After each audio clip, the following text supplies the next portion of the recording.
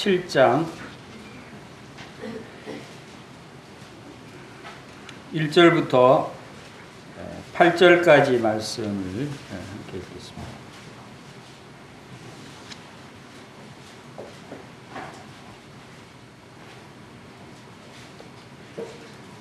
자, 말씀 찾으셨으면 함께 읽겠습니다. 시작. 예수께서 이 말씀을 하시고 눈을 들어 하늘을 우러러 이르시되 아버지여 때가 이르렀사오니 아들을 영화롭게 하사 아들로 아버지를 영화롭게 하게 하옵소서. 아버지께서 아들에게 주신 모든 사람에게 영생을 주게 하시려고 만민을 다스리는 권세를 아들에게 주셨음이로소이다. 영생은 곧 유일하신 참 하나님과 그가 보내신 자 예수 그리스도를 아는 것이니이다.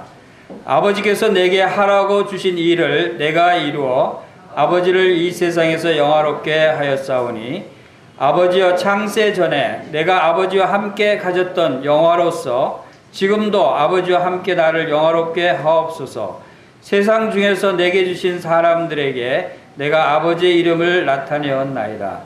그들은 아버지의 것이었는데 내게 주셨으며 그들은 아버지의 말씀을 지켰나이다. 지금 그들은 아버지께서 내게 주신 것이 다 아버지께로부터 온 것인 줄 알았나이다.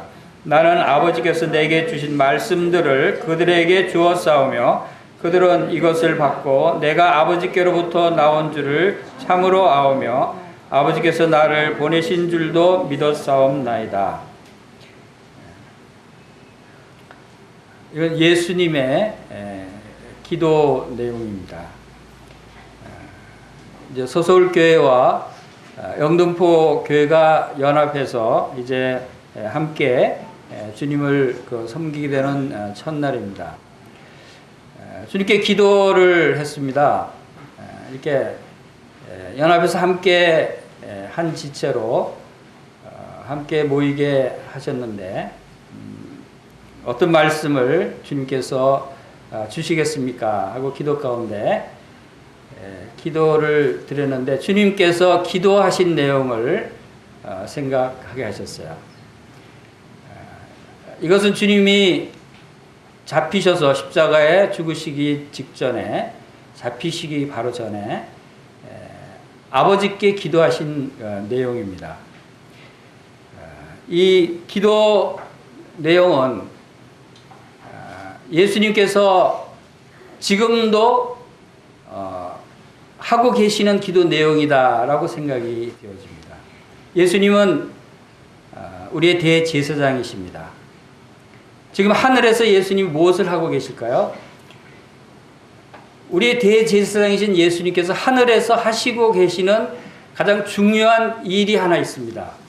우리 히브리서 7장 25절 말씀 함께 찾아보겠습니다. 히브리서 7장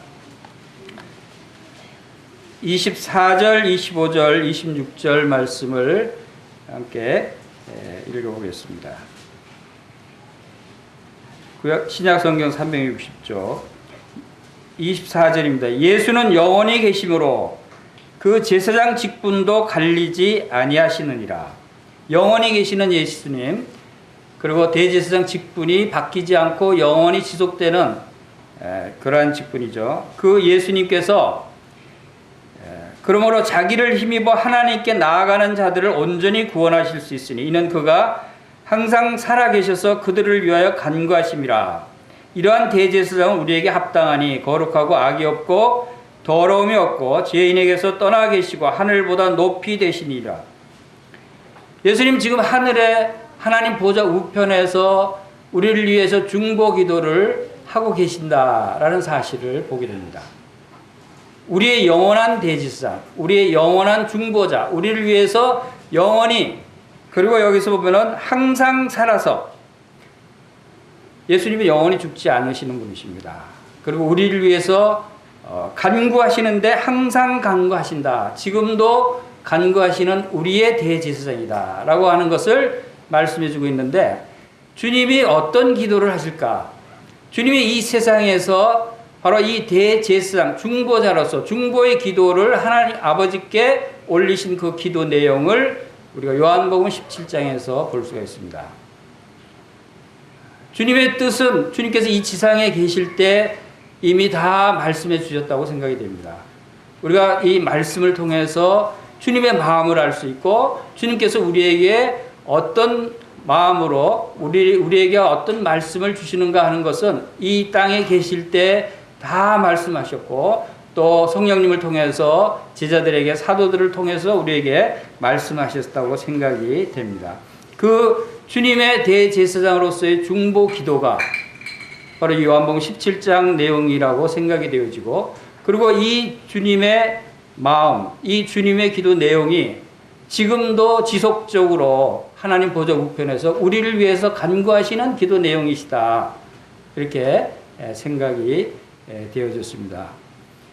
그래서 이 내용을 우리가 보면 이 주님의 기도는 크게 중요한 여기 지금 26절까지 계속해서 좀 긴 내용입니다만 주님께서 우리에게 하시는 말씀은 교회가 하나 될 것과 하나됨과 아버지의 영광에 관한 말씀, 기도 내용이다라고 생각이 되어졌습니다. 그래서 주님께서 교회가 하나 되는 것, 형제 자매들이 하나로 연합되는 것, 이것은 주님의 뜻이고 주님이 기뻐하시는 것이고 주님께서 또 아버지께 간구하시는 내용 중에 하나다라고 하는 것을 볼 때 우리가 이러한 일들을 하나로 연합돼서 한 몸을 이룬다고 하는 것이 얼마나 주님을 기쁘시게 해드린 일인가 하는 것을 생각하게 됩니다. 그리고 또 이 요한복음 17장 말씀을 계속 묵상해 보면 성도들이 주님의 몸된 교회 지체들이 하나님 앞에서 얼마나 무한한 가치를 지닌 존재들인가 하는 것을 생각하게 됩니다. 정말 교회의 지체들이 얼마나 귀중한 자들이면 하나님께서 예수님께서 이토록 간절한 마음으로 이러한 내용의 기도를 드릴 수 있을까 하는 생각을 하게 됩니다. 그것은 이 기도 내용들이 우선 그 중요한 기도 내용들을 7가지를 제가 한번 살펴보게 됐는데 먼저 초반에 지금 읽은 말씀은 바로 예수님과 하나님 아버지와의 관계에서 주님의 관심은 하나님께 영광을 돌리는 삶이에요. 예수님의 영화스러운 예수님을 통해서 하나님께서 그 영광을 받으시고 영화롭게 되신다라고 하는 사실을 우리가 보게 됩니다. 예수님의 목적은 하나님의 영광을 위한 것이에요. 이 하나님의 영광을 위해서 어떤 일들을 우리들에게 원하시는가 하는 그런 내용들이 이제 9절부터는 내가 그들을 위하여 비옵나니 내가 비옵는 것은 세상을 위함인 것이 아니요 내게 주신 자들을 위함이니이다. 그들은 아버지의 것이로소이다. 하나님의 것인 바로 성도들이 어떠한 자들이고 성도들을 위해서 어떠한 내용들을 간구하신가 하는 것을 살펴볼 수가 있습니다. 그래서 첫 번째 그 성도들이 악으로부터 보호해 달라고 아버지께 간절히 간구하는 모습이 나오고 둘째로는 세상으로부터 성별된 삶을 살아야 할 것, 즉 거룩한 자들이다라고 하는 것을 기도하고 있고 그리고 세 번째 바로 성도들이 영광스러운 자들이다, 영화로운 자들이다 라고 하는 것입니다. 그리고 네 번째로 하나로 연합된 아버지와 아들과 성령님이 하나로 하나됨과 같이 연합된과 같이 성도들도 주님과 함께 하나가 된 그러한 자들이다 라고 하는 내용. 그리고 다섯 번째로는 기쁨이 충만하도록 이런 기도를 하는 것은 성도들에게 기쁨이 충만하기를 원하시는 주님의 말씀이다 라고 하는 것이고 여섯 번째로는 바로 이러한 일들 통해서 세상에 하나님의 사랑을 증거하고 복음을 전하게 하게 하죠. 또 일곱 번째로는 하나님의 사랑을 더욱 깨달을 수 있도록 주님께서 간절히 기도하는 내용이 1절부터 26절까지 말씀에 나와 있는 것입니다. 그래서 우리가 지금 그 첫 부분을 살펴보면 주님께서 그 1절에서 아버지여 때가 이르렀사오니 아들을 영화롭게 하사 아들로 아버지를 영화롭게 하옵소서라고 하는 말씀을 시작을 하십니다. 때가 이르렀다라고 말씀을 하십니다. 아버지여 때가 이르렀사오니 주님의 기도의 내용의 특징은 하나님을 계속해서 어떻게 부르시죠? 아버지라고 부르십니다. 하나님은 예수님의 아버지시에요. 하나님은 우리의 아버지시기도 합니다. 그래서 우리가 하나님으로 부르는 것보다 아버지 하나님, 아버지로 부르는 것이 또 주님 아버지 하나님과 더 그 친밀한 관계를 나타내는 것이다라고 생각이 되어집니다. 그 때가 이르렀다는 것은 어떤 때를 이야기하는 것일까요? 바로 아들이 영화롭게 될 때가 이르렀다. 예수님이 영화롭게 될 때 하나님이 영화롭게 되신다. 다시 말해서 하나님이 영광을 받으시는 것은 아들을 통해서 영광을 받으시고 예수님이 영광을 받으시는 것은 성도들을 통해서 영광을 받으신다 하는 것을 우리가 볼 수가 있습니다. 그래서 계속해서 내게 주신 영광을 내가 그들에게도 주었다. 주님께서는 이 영광을 성도들에게도 주셨다고 하는 것입니다. 그래서 이 때라고 하는 것은 아버지를 영화롭게 하기 위해서 아들이 영화롭게 되기 위한 때가 언제일까요?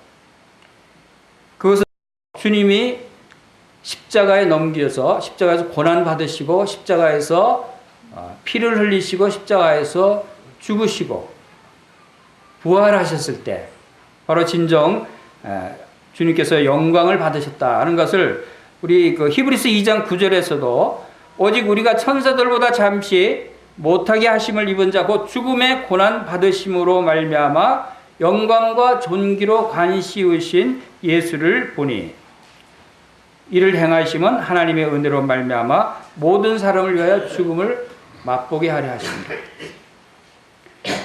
주님은 아직 십자가에 달리시지 않으셨어요. 그러나 이미 십자가에 달릴 것을 기정사실화하신 거예요. 주님은 이 땅에 오신 것이 아버지 하나님께서 주님을 이 땅에 보내신 것이 바로 십자가에 죽게 하시기 위해서, 십자가에서 우리 세상 모든 사람의 죄를 담당하시고 십자가에서 죽으실 것을 이미 계획하시고 그 일을 위해서 오셨어요. 그리고 이미 십자가에 죽기 직전에 이 기도를 하시면서 그 십자가에 죽으신 것이 이미 이루어진 것을 얘기하시는 거예요. 이것은 놀라운 믿음이고 놀라운 주님의 계획이라는 것입니다.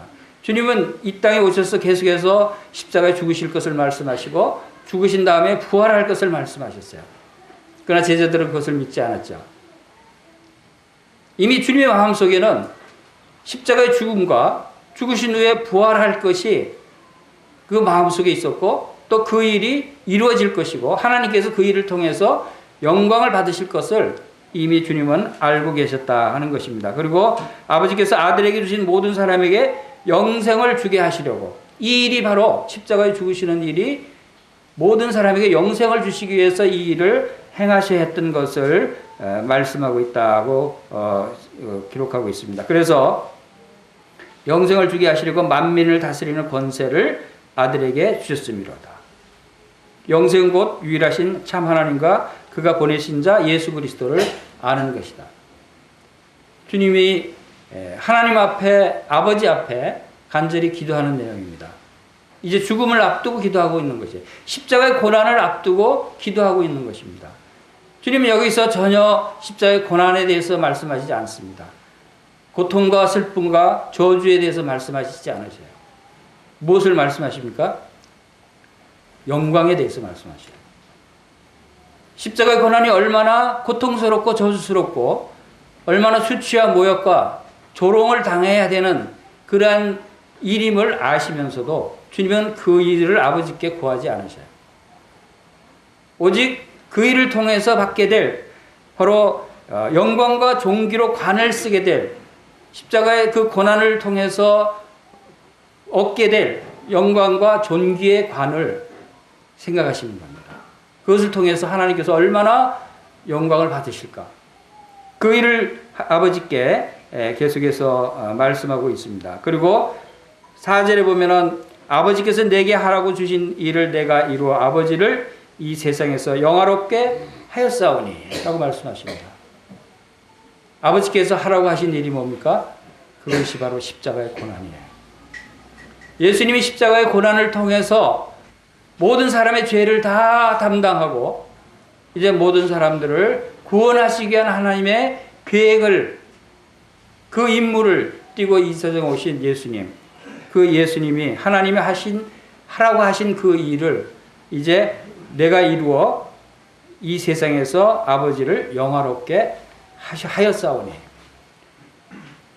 이미 과거형으로 얘기하죠. 이상하죠? 아직 하나님을 영화롭게 얘기 안 해드렸는데, 아직 십자가에 죽지 않으셨는데,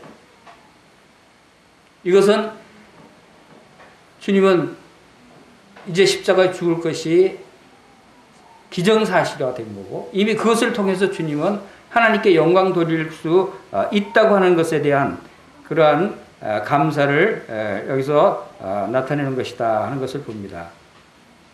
그걸 통해서 주님께서 영광을 받으신다고 하는 것은 또 무엇을 포함합니까? 그 십자가의 죽음을 통해서 예수 그리스도를 믿고 구원 얻은 많은 형제 자매들을 통해서 하나님께서 얼마나 영광을 받을 것인가 하는 것을 생각하신 거예요. 바로 우리를 위해서, 우리를 통해서 주님이 영광을 받으실 뿐만 아니라 주님을 통해서 또한 하나님이 영광을 받으신다 하는 것입니다. 우리의 삶은 하나님께 영광을 돌리는 삶이어야 된다는 것이죠.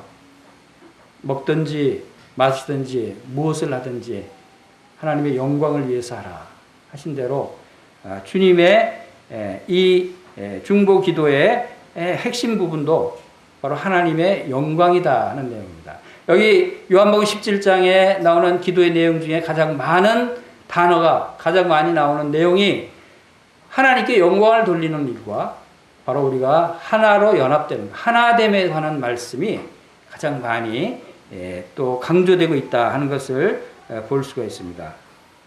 그리고 이제 9절부터 나타나는 그 말씀이 내가 그들을 위해 비옵나니, 이제 하나님께 영광을 돌리는 일, 거기에 대한 일을 이제 마치고 이제 성도들을 위해서, 당시에는 이제 제자들을 위해서, 그리고 제자들을 통해서 또 예수를 믿는 모든 사람들을 통해서 나를 믿는 이 사람들만 위함이 아니고 나를 믿는 사람들도 위함이니 하고 20절에서 말씀하셨듯이 오늘날 우리를 위해서 하는 기도라고 하는 내용도 우리가 확인할 수 있죠. 그것이 20절 말씀이에요.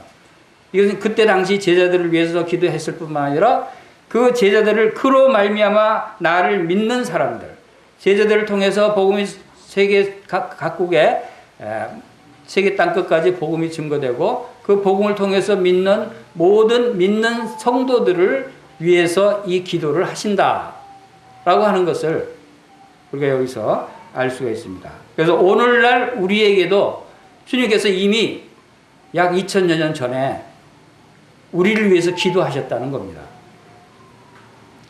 그래서 그 기도 내용이 11절 보면 나는 세상에 더 있지 아니하오나 그들은 세상에 있었고 나는 아버지께로 가옵나니 거룩하신 아버지의 내게 주신 아버지의 이름으로 그들을 보존하사 우리와 같이 그들도 하나가 되게 하옵소서 라고 하는 말씀을 기도를 하십니다. 주님은 이제 세상에 더 있지 않는다고 말씀하시죠. 이미 주님이 십자가에서 죽으실 것을 벌써 말씀하시는 거예요. 이제 죽으신 후에 하늘나라, 하늘로 올라가서 하나님 보좌 우편에 가실 것을 아시고 이 말씀을 하십니다. 그리고 거룩하신 아버지요. 아버지를 우리가 이야기할 때, 하나님을 이야기할 때 하나님이 어떤 분이신가? 우리의 아버지는 어떤 분이신가? 우리가 아버지 하나님이 어떤 분이신가를 우리가 알고 부르고 기도해야 되지 않겠어요? 그분은 거룩하신 분이라는 거예요. 거룩하신 분 앞에 우리가 거룩하지 못한 상태로 나아갈 수는 없는 거예요. 거룩하지 못한 자들이 하나님의 영광 가운데 나갈 수 없다고 하는 것이죠. 하나님은 바로 그 거룩하신 아버지이시고 그 아버지의 이름으로 바로 우리를 보존해 달라고. 이것은 12절에 나온 말씀대로 내가 그들과 함께 있을 때 내게 주신 아버지 이름을 그 아버지의 이름으로 그들을 보존하고 지켰나이다. 예수님도 제자들을 지켰어요. 예수님도 그들을 보존했다라고 하는 말씀이고 그 중에 하나도 멸망하지 않고 다만 멸망의 자식뿐이오니 이는 성경을 응하게 하려 함이니라. 단 한 사람 빼놓고 주님은 다 제자들을 지켰어요. 한 사람이 누구죠? 가룟 유다를 빼놓고 그 가룟 유다는 멸망의 자식이라고 말하고 있습니다. 그리고 15절에 보면은 15절 다 같이 한번 읽어보겠습니다. 시작. 내가 비옵는 것은 그들을 세상에서 데려가시기 위함이 아니요 다만 악에 빠지지 않게 보존하시기를 위함이니라. 주님의 기도는 주님이 구하시는 것은 뭡니까? 다 이 세상에 그 주님을 믿는 제자들 또 주님 믿는 성도들을 다 그냥 하늘로 데려가시면 좋겠죠. 그러면 우리가 어려움도 없겠죠. 이 세상에. 그러나 데려가기 위함이 아니고 데려가실 그러한 뜻이 아니고 이 세상에 있으면서 다만 악에 빠지지 않게 보존하시기를 위함이다.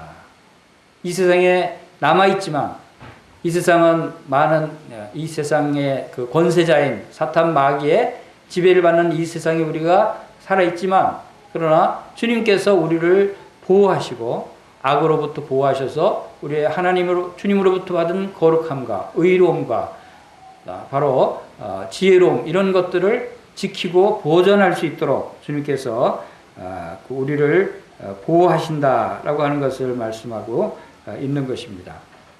그래서 주님의 우리를 향한 첫 번째 기도는 우리를 지키시고 보호하신다는 것입니다. 그리고 주님은 이 기도를 지금도 끊이지 않고 항상 살아계셔서 하나님 보좌 우편에서 대제사장 중보자로서 우리를 위해서 이 기도를 하고 계신다는 거예요. 그러니까 우리는 든든한 주님의 중보 기도가 우리를 지켜주시는 겁니다. 주님을 의지할 때. 그리고 두 번째로는 15절에서 보면은 15절 16절에 보면은 내가 세상에 속하지 아니한 같이 그들도 세상에 속하지 아니하였사옵나이다 하면서 세상과 구별된 자들임을 말씀을 하십니다. 그리고 17절에 한번 읽어보겠습니다. 시작. 그들을 진리로 거룩하게 하옵소서. 아버지의 말씀은 진리니이다. 자, 이것은 우리가 남아있는 이 세상에서 주님께서는 분명하게 우리가 세상으로부터 구별된 자이고 성별된 자이다 라고 하는 것을 우리에게 말씀하고 있다라고 생각이 됩니다. 우리는 이 세상에 속한 자들이 아닙니다. 주님이 이 세상에 속하지 않았듯이 우리도 이 세상에 속한 자가 아니라는 것입니다.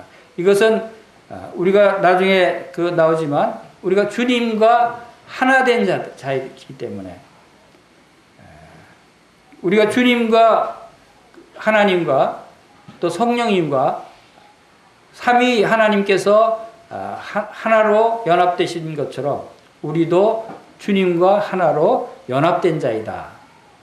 그렇기 때문에 우리는 주님이 이 세상에 속하지 아니하기 때문에 우리도 이 세상에 속하지 아니하고 주님은 이 세상과 구별된 분이시기 때문에 우리도 이 세상과 구별된 자들이다 하는 것을 알 수가 있는 것입니다. 그래서 이제 그 다음 우리의 그 영화로운 위치에 대해서 하나로 연합됨과 영화로운 위치에 대해서 그 말씀을 한번 보겠습니다. 21절부터 24절까지 말씀을 함께 읽어보겠습니다. 시작. 아버지여, 아버지께서 내 안에 내가 아버지 안에 있는 것 같이 그들도 다 하나가 되어 우리 안에 있게 하사 세상으로 아버지께서 나를 보내신 것을 믿게 하옵소서.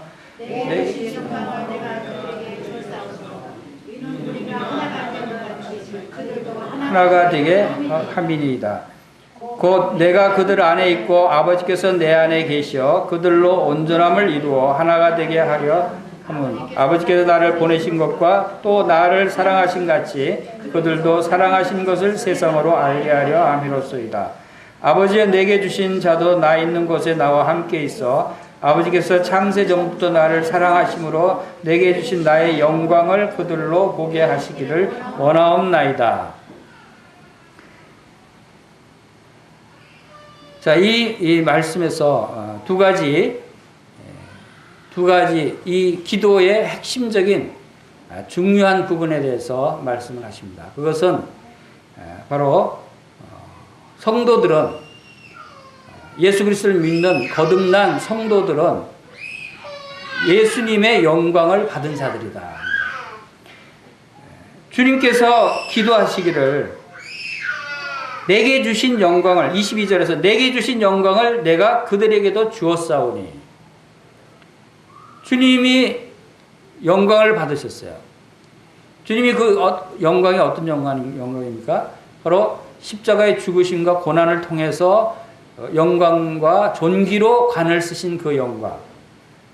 주님이 받으신 그 영화로운 것을 바로 우리 성도들에게도 주님께서 주셨다는 거예요. 여러분, 주님이 주신 영광을 받으셨어요? 아멘. 네. 아멘 하신 분은 확실하게 받았어요. 나머지 분들은 아직 못 받으셨죠? 그러니까 우리가 받았는데 받았는지 안 받았는지 아직 모르는 거예요.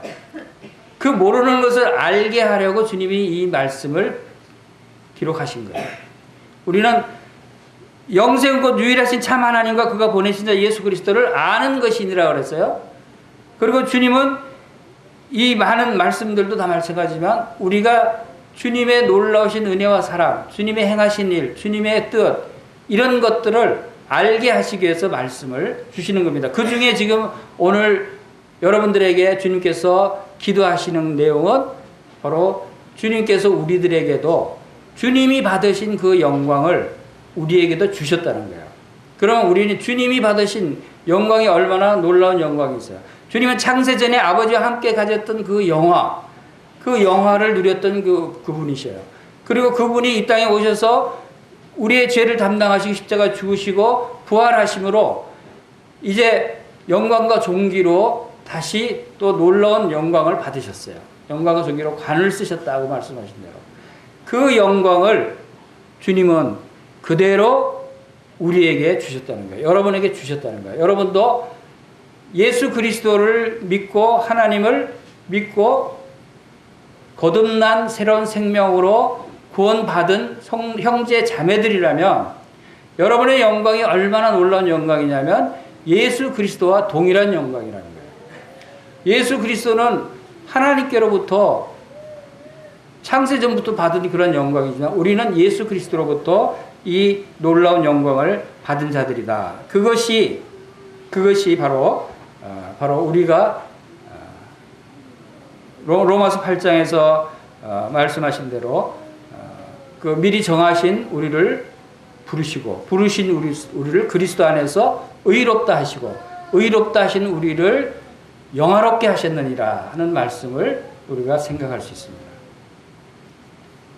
우리가 구원받은 것은 우리가 죽을 수밖에 없는 생명이 다시 살아나서 지옥 가지 않고 천국에 가는 것으로 끝나는 것이 아니고 그게 다가 아니라는 것이죠. 우리가 의롭게 된 것이 다가 아니라는 거예요. 의롭게 된 자들에게 영화롭게 하셨다 그랬어요. 주님은. 그래서 이 영화롭게 된 이 놀라운 하나님의 영광을 생각하면 하나님께서 우리를 얼마나 귀한 존재로 보시는가. 우리가 얼마나 무한한 가치를 가진 주님과 같은 그러한 가치를 가진 존재로 주님이 여기시는가에 대해서 우리가 생각할 수가 있어요. 이거 놀라운 하나님의 은혜죠. 그리고 지금 이 영광을 주신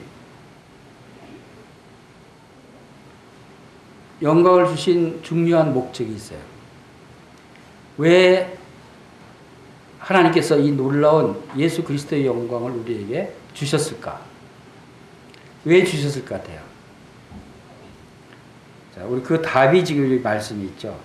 22절 말씀 한번 다시 읽어보겠습니다. 시작. 내게 주신 영광을 내가 그들에게 주었사오니 이는 우리가 하나 된 것 같이 그들도 하나가 되게 하려 합니다. 여기 키는 여기에 있어요. 핵심적인 부분은 여기에 있어요. 하나님께서 예수님에게 주신 영광을 예수님이 그들은 누구예요? 우리죠. 예수를 믿는 성도들이에요. 그들에게 주셨는데 이는 하면 그 이유를 얘기하죠.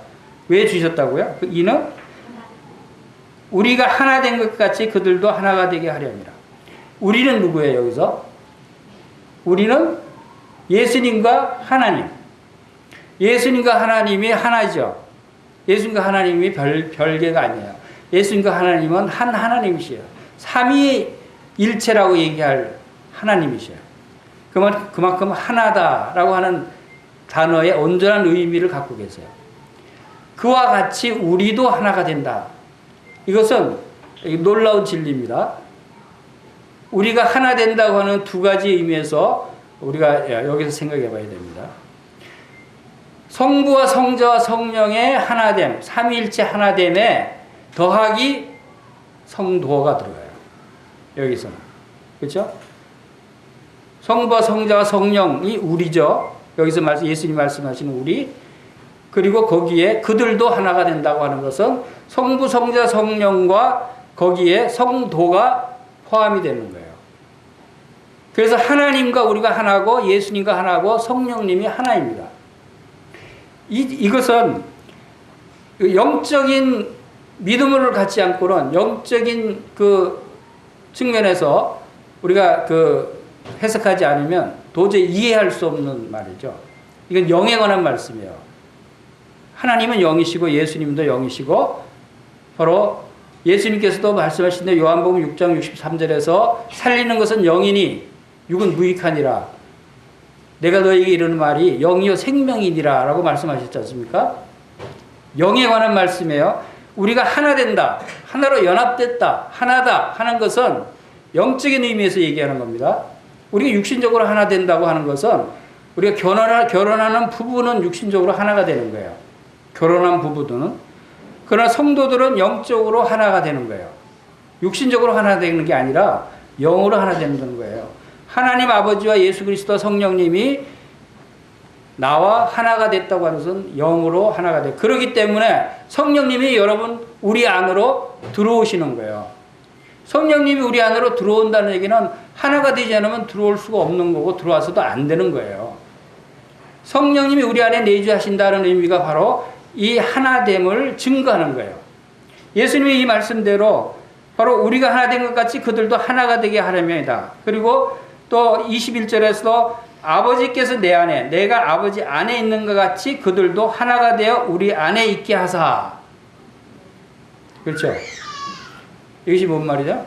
아버지께서 내 안에 성부와 성자가 하나 되듯이 성부가 성자 안에 있듯이 성자가 성부 안에 있듯이 성도가 성부 안에 성도가 성자 안에 있다 라고 하는 의미입니다. 이것이 영적으로 우리가 하나가 됐다. 하나 됐다고 하는 것은 굉장한 의미예요. 우리가 그 교회 진리 계속 하면서 윌리엄 맥도날드가 쓴 책 중에는 위대한 교회 진리 7가지를 뭐라고 그랬죠? 우리가 계속해서 지금 그거 공부하고 있는데 첫째, 교회는 한 몸으로 존재한다. 한 몸으로. 이것은 육신적인 몸으로 존재하는 것이 아니라 영의 몸으로 이 몸은 영을 얘기하는 거예요. 그래서 교회는 모든 성도들이 한 몸이다. 그리고 그리스도는 몸의 머리시다. 머리와 몸은 하나예요. 주님께서는 이미 교회 진리 가운데서도 하나를 이렇게 표현하신 거예요. 몸과 머리가 하나듯이 분리될 수 없는 것입니다. 그래서 그리스도와 성도들은 하나다라고 하는 것을 말씀하셨고, 모든 믿는 자는 몸의 지체들이다라고 하는 것입니다. 이렇게 세 가지가 하나됨을 의미하는 교회 진리 중에 세 가지죠. 그리고 네 번째는 성령님은 교회 안에서 그리스도의 대리자이고, 또 다섯 번째는 하나님의 교회는 거룩하고, 여섯 번째 교회의 양육을 위해서 성령님께서 은사를 주신다라고 하는 것이고, 일곱 번째 모든 믿는 자는 하나님의 제사장이다 하는 일곱 가지가 위대한 교회 진리 일곱 가지라고 윌리엄 맥도널드가 주장을 합니다. 이것이 교회의 존재가 얼마나 하나님 보시기에 귀한 존재인가 하는 것은, 여러분이 생각할 때도 여러분의 자녀들이 여러분과 한 몸으로 생각하죠. 하나로 여기시죠. 여러분의 자녀들은 내 살을 떼줘도 안 아플 정도로, 또 우리 어린아이 똥냄새를 맡아도 향기롭듯이, 그것은 하나라고 생각하지 않으면, 하나로 여기지 않으면 상상할 수가 없죠. 똥냄새가 어떻게 향기로워요. 저도 다른 아이들 똥냄새 맡으면 얼마나 싫은지 모르겠어요. 그런데 손자의 똥냄새는 향기로워요. 이것은 하나이기 때문에 냄새도 달라져요. 이게 놀라운 변화죠. 바로 이러한 우리가 한 몸을 이뤘다고 하는 것은 이런 놀라운 의미를 가지고 있다라고 생각이 되어집니다. 그래서 에베소서 4장 4절 5절에서도 그 성령이 하나 되게 하신 것을 힘써 지키라. 그리고 몸이 하나요 성령도 한 분이시니와 같이 너희도 부르심의 한 소망 안에서 부르심을 받았느니라. 우리는 한 소망, 같은 소망이 아니에요. 같은 소망이라고 하는 것은 두 개가 있는데 두 개가 같다는 그런 의미지만, 한 소망이라는 것은 소망은 하나예요. 이와 같이 모든 형제 자매님들이 한 소망 안에서 부르심을 받았다. 주도 한 분이시고 믿음도 하나고 세례도 하나고 하나님도 한 분이시다. 전부 하나죠. 하나. 하나님도 한 분이고 세례도 하나고 성령도 한 분이고 믿음도 하나고, 우리는 다 똑같은 하나를 갖고 있어요. 그러니까 하나가 될 수 있는 거예요. 우리가 그동안은 다른 곳에서 주님을 섬겼다 할지라도 우리 안에는 속사람, 우리의 영은 한 영이라는 거죠. 우리는 같은 영이다. 한 영이다. 왜 한 영이어야 되냐 하면, 다 한 분 예수 그리스도를 믿고 그분의 하나님의 영, 예수 그리스도의 영, 성령님을 한 영을 가진 자들이기 때문에 우리는 다 한 지체들이다. 한 몸이다. 라고 얘기할 수 있는 것입니다. 그리고 요한복음 15장에서도 포도나무 비유에서 바로 내 안에 거하라 나도 너희 안에 거하리라 라는 말씀입니다. 가지가 포도나무에 붙어 있지 않으면 스스로 열매를 맺을 수 없다 라고 말씀하시듯이, 내 안에 거하고 나도 너희 안에 거한다. 이것은 우리 영으로 예수 그리스도 안에 거하는 것. 예수 그리스도 안에 거하지 않으면 열매를 맺을 수 없다. 그래서 이 하나됨으로부터 모든 것이 시작이 돼야 된다는 것을 지금 주님이 말씀하고 있다고 봅니다. 주님이 왜 우리를 악에서부터 왜 보호하시려고 지금도 끊이지 않고 간구하고 계셔요. 한 몸, 하나이기 때문에. 주님과 우리가 하나이기 때문에 주님은 지금도 우리를 잊어버리지 않고 계속해서 우리를 위해서 간구하신다는 것입니다. 주님 왜 우리가 이 세상에서 성별된 삶을 살기를 원하실까요? 그것은 주님과 우리가 하나이기 때문에, 우리가 잘못되는 것을 주님은 결코 볼 수 없는 거예요. 그래서 어떠한 일을 통해서든 주님은 우리를 악으로부터 보호하시려고 하신다라고 하는 것을 볼 수가 있습니다. 주님께서 그 영광을 주신 이유가 뭐라고 그랬죠? 우리가 다시 해봅시다. 주님이 우리의 영광을 주신 것은 우리가 하나 되게 하려 하심이라. 주님께서 우리가 하나 되기 위해서는 바로 이 부분을 주님께서 우리에게 영광을 주셨다. 우리가 얼마나 영화로운 자들이 됐는가라고 하는 사실을 알아야 된다라고 하는 것을 말씀하신다고 생각이 되어집니다. 그리고 다섯 번째로 13절에 보시면 13절 한번 다 같이 읽어보겠습니다. 시작.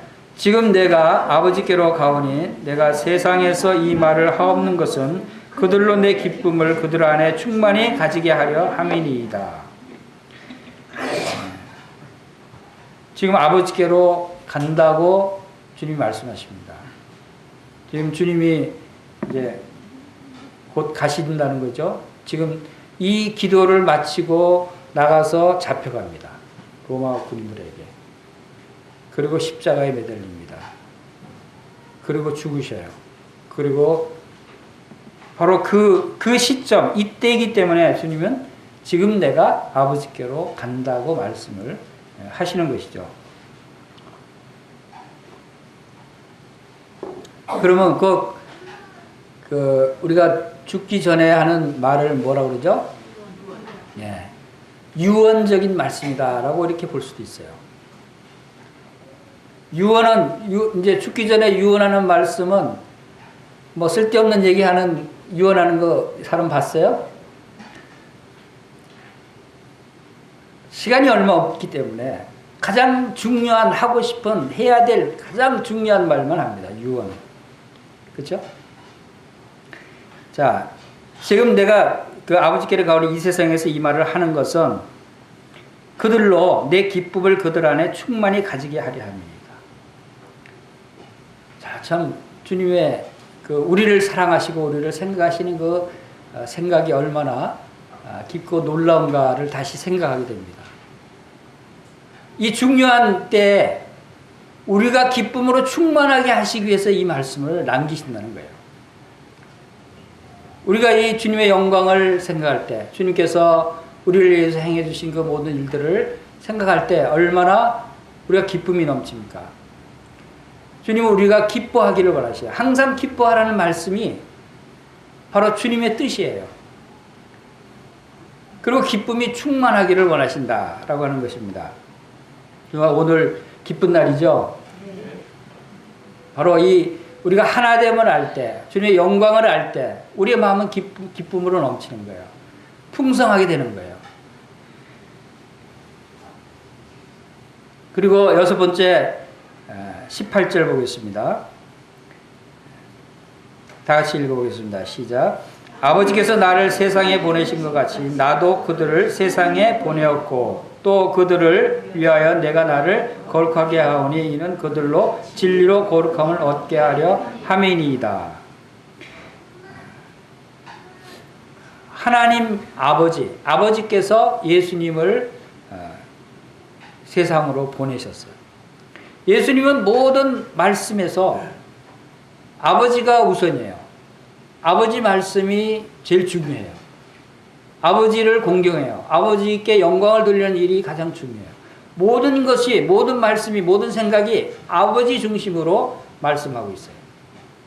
우리도 바로 이 모든 생각과 모든 뜻과 모든 것이 이 하나님 아버지, 예수 그리스도 중심으로 우리가 생각해야 된다고 생각이 듭니다. 주님은 아버지만 바라봤어요. 우리는 누구를 바라봐야 되죠? 우리는 주님만 바라봐야 되는 거예요. 주님을 본받아야 되는 거죠. 근데 하나님께서, 아버지께서 주님을 세상에 보내신 것은 왜 보내셨을까요? 이 세상에 사람들을, 죄인들을 구원하시기 위해서 세상을 보내셨어요. 근데 그 주님이 나도 그들을 세상에 보냈다라고 말씀하십니다. 제자들을, 성도들을 세상에 보내신 거예요. 주님이 제자들을 바로 주님 승천하실 때 왜 바로 같이 데리고 올라가지 않으시고 세상에 남겨주시고 세상에 보내셨어요. 그것은 바로 이 놀라운 하나님의 사랑을 증거하기 위해서, 주님의 뜻을 나타내게 하기 위해서, 예수 그리스도를 전하게 하기 위해서 세상에 보냈어요. 하나님이 예수님을 이 땅에 보내신 것이 바로 이 세상을 구원하시고자 하신 하나님의 뜻을 전하게 하기 위해서, 하나님을 전하게 하기 위해서 예수님을 보냈듯이 주님도 우리를 이 세상에 보내신 거예요. 우리가 이 세상에 지금 살고 있는, 구원받고 나서 이 세상에 살고 있는 것은 주님이 이 세상에 보내신 거예요. 우리가 이 세상에 원래 살고 있으니까 이 세상 사람이다 생각하고 그냥 원래 있었으니까 생각할 것이 아니라 우리는 이제 하늘에서 온 사람들이라는 거예요. 아시죠? 우리는 하늘에서 왔다. 왜냐고요? 나도 그들을 세상에 보냈다. 그러면 예수님이 여러분들을 보냈잖아요. 그것은 예수님이 영의 세계, 바로 하나님 나라에 우리를 구원하시고, 하나님 나라와 세상은 달라요. 우리는 세상에 속하지 아니하고 하나님 나라에 속했죠. 이제 하나님 나라에 들어온 성도들을 다시 세상으로 보냈다는 거예요. 그럼 우리는 하나님 나라에서 왔죠. 예수님이 보내셔서 우리가 이 땅에 온 거예요. 우리 영적으로 생각하면 이러한 우리의 그 위치에 대한 구별이 있어야 돼요. 구별할 수 있어야 돼요. 예수님과 그리스도와 함께 우리는 죽었고 그리스도와 함께 장사 지낸 바 되었다가 그리스도와 함께 부활해서 그리스도와 함께 어디에? 하늘에 앉힌 바 됐다고 에베소서 2장이 말씀하시죠. 그러면 거기서 예수님이 우리를 다시 이 세상에 보내신 거예요. 왜 보냈죠? 예, 바로 예수님이 오신 목적과 같이 바로 하나님의 복음을, 예수 그리스도를 전하라고 보낸 거예요. 우리가 이 세상 살면서 이 복음을 생각하지 않고 전하지 않는다면 주님의 보내신 목적에 근무태만이에요. 태만하고 있는 거예요. 주님이 보내신 그 목적에 합당한 삶을 살지 않고 있다는 것을 말씀하고 있는 것이죠. 그리고 21절에서도 아버지여, 아버지께서 내 안에 내가 아버지 안에 있는 것 같이 그들도 다 하나가 되어 우리 안에 있게 하사. 자, 여기서도 우리가 하나로 연합된, 하나님과 예수 그리스도와 성령님과 우리 성도가 하나가 된, 그 하나가 된 것을 알게 하시는 이유가 여기 나와요. 왜 하나가 된 것을 알아야 되느냐? 그것은 우리 안에 있게 하사 세상으로 아버지께서 나를 보내신 것을 믿게 하옵소서. 세상이 우리가 주님과 하나 된 것을 통해서 우리가 나가서 복음을 전해서 세상이 예수 그리스도를 믿게 하기 위해서 하나가 된 것을 지금 강조하는 것이다 하는 겁니다. 우리가 하나 된 것을 올바로 믿고 확신하지 않으면 담대히 복음을 전할 수가 없는 것이죠. 그리고 23절에서도 하나가 되게 하려 함은 나를 보내신 것과 또 나를 사랑하신 같이 그들도 사랑하신 것을 세상으로 알게 하려 합니다. 주님이 하나가 된 것을 알아야 될 이유에 대해서 말씀하고 있는 거예요. 왜 하나가 된 것을 알아야 된다고 자꾸 강조하고 있습니까? 그것은 세상으로 아버지께서 나를 보내신 것을 믿게 하고 또 그들도 사랑하신 것을, 하나님이 예수님을 보내신 것도 알려야 되고 하나님이 예수님을 사랑하신 것도 알려야 되고 하나님이 성도들도 사랑하신 것을 세상에 알려야 돼요. 여러분 예수 그리스도를 믿으면 하나님이 여러분을 사랑하시는 것을 여러분들이 알게 됩니다. 여러분이 예수님을 믿으면 예수님과 하나님이 하나 된 것처럼 성도들이 예수님과 하나 된 것처럼 여러분들도 하나가 됩니다. 하나가 된다고 하는 사실을 알려야 되는 거예요. 그래서 우리가 복음을 전하는 것입니다. 그리고 또 24절에서 끝에서는 나의 영광을 그들로 보게 하시기를 원하옵나이다 합니다. 바로 주님의 영광을 보게 하기 위해서도, 보기 위해서도 우리가 하나 된 것을 믿어야 하는 거예요. 우리는 하나 되기 위해서 노력할 필요는 없어요. 왜? 이미 하나가 돼 있어요. 성령님과 우리가 하나 돼 있고 성도들이 다 하나로 연합된 한 몸의 지체들이에요. 근데 그것을 알지 못하기 때문에 하나 된 것을 알아라고 하는 거예요. 하나님께서는 우리에게 이러한 진리를 알 것을 말씀하고 있다 하는 것입니다. 그래서 이 복음을 증거하도록 계속해서 말씀하셨고, 그 다음에 마지막으로 7번째 25절 26절 한번 같이 읽어보겠습니다. 시작. 의로우신 아버지여, 세상이 아버지를 알지 못하여도 나는 아버지를 알았사옵고 그들도 아버지께서 나를 보내신 줄 알았사옵나이다. 내가 아버지의 이름을 그들에게 알게 하리니 이는 나를 사랑하신 사랑이 그들 안에 있고 나도 그들 안에 있게 하려 합니다.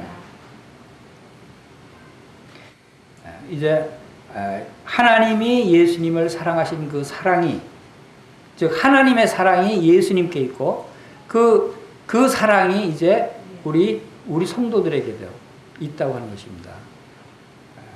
바로 이 성령님을 통해서 우리에게 부어주신 하나님의 사랑을 우리가 알고, 이 하나님이 우리를 얼마나 사랑한다는 것을 우리가 알 때 그 사랑을 세상 사람들한테 전할 수 있는 것이 아닙니까?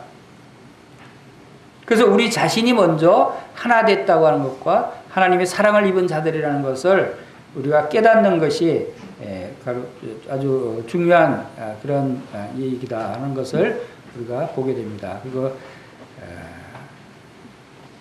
이 하나된 일에 대해서 실제 우리가 어떤 모습으로 이 하나된 모습들이 나타나야 되는가 하는 것은 이제 시간이 많지 않기 때문에 간략하게 우리가 한 마음으로 하나된 삶에 대해서 말씀을 잠깐 드리고 마치도록 하겠습니다. 우리 사도행전 2장 44절 한번 보겠습니다.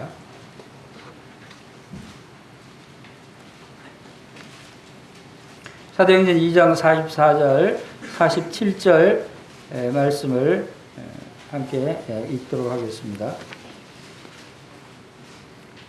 시작. 믿는 사람이 다 함께 있어 모든 물건을 서로 통용하고 또 재산과 소유를 팔아 각 사람의 필요를 따라 나눠주며 날마다 마음을 같이하여 성전에 모이기를 힘쓰고 집에서 떡을 떼며 기쁨과 순전한 마음으로 음식을 먹고 하나님을 찬미하며 또 온 백성의 칭송을 하더니 주께서 구원받는 사람을 날마다 더하게 하시니. 믿는 사람들이 초대교회 때 성도들은 바로 이 하나됨에 대한 것을 알았어요. 바로 우리가 하나로 연합된 자들이다 라고 하는 것을 그들이 믿었어요. 그래서 그들이 다 함께 있었다 라고 하는 것입니다. 그리고 46절에 보면 날마다 마음을 같이하여 성전에 모이기를 힘쓰고, 하나된 사람들이, 하나로 연합된 성도들이 어떤 마음을 갖겠어요? 여러분 사랑하는 사람 날마다 보고 싶죠? 사랑하는 사람 함께 살고 싶죠? 이것은 하나님께서 우리에게 주시는 그런 말씀이 데살로니가전서 5장 10절에도 예수께서 우리를 위하여 죽으사 우리로 하여금 깨어있든지 자든지 자기와 함께 살게 하려 하노라 그랬어요. 예수님이 원하시는 것은 예수님과 우리가 자든지 살든 깨어있든지 자든지 자기와 함께 살게 하시기를 원하셔요. 함께 살게. 그래서 하나 된 것을 의미하는 것이죠. 근데 깨어있든지 자든지, 근데 잘 때 어떻게 하나 되죠? 잘 때 어떻게 알죠? 근데 이것은 이제 여기서 깨어있든지는 우리가 살아있는 상태를 얘기하고 잔다고 하는 의미는 두 가지를 해석할 수 있습니다. 우리 실제 그냥 잠잘 때, 침대에서 잘 때 나는 의식하지 못하지만 꿈속에서도 주님과 함께 거하는, 우리가 잠을 자지만 뇌는 계속 활동을 합니다. 우리의 영으로 주님과 함께 있는 것을 의미할 수 있고, 또 한 가지는 성경에서 죽음과 대비되는 성도의 죽음을 잔다고 표현하죠.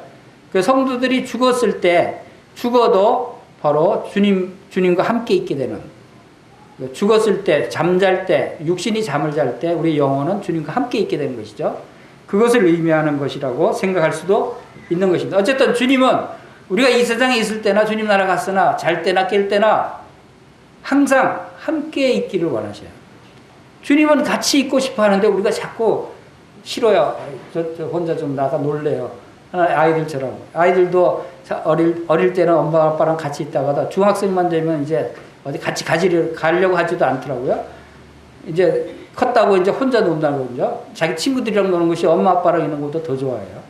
그래서는 안 된다는 거죠. 주님은 항상 우리가 함께 있기를 원하시고 우리는 늘 주님과 동행하는 삶을 살아야 한다 하는 것입니다. 그리고 바로 이 항상 모일 때 우리는 그 서로 이 항상 하나 됐다는 서로 우리가 서로 사랑하고 서로 의탁하고 서로 함께 일하고 함께 기도하는 이러한 모습이 하나 된 그런 모습이다 하는 것을 우리가 생각할 수 있습니다. 서로 권면하고 위로하고 또 서로 사랑과 선행을 격려하는 이러한 자세를 우리가 나타내는 것이 필요하다는 것을 말씀 통해서 보게 됩니다.